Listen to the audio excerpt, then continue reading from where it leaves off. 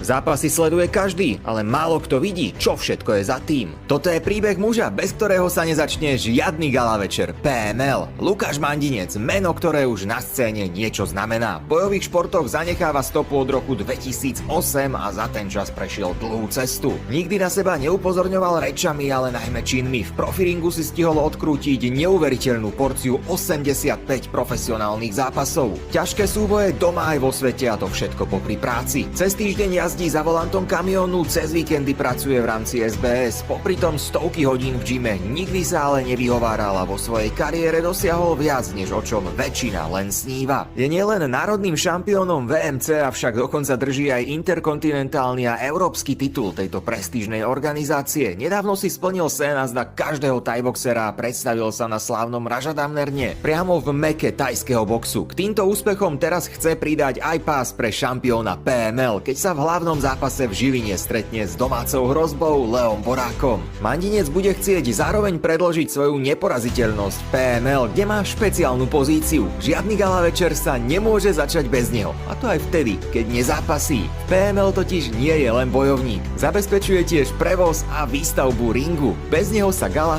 jednoducho nezačne. Nuž, niekto musí priviesť ring, aby v ňom fighteri mohli bojovať, a niekto stíha oboje. To je Manďov prípad.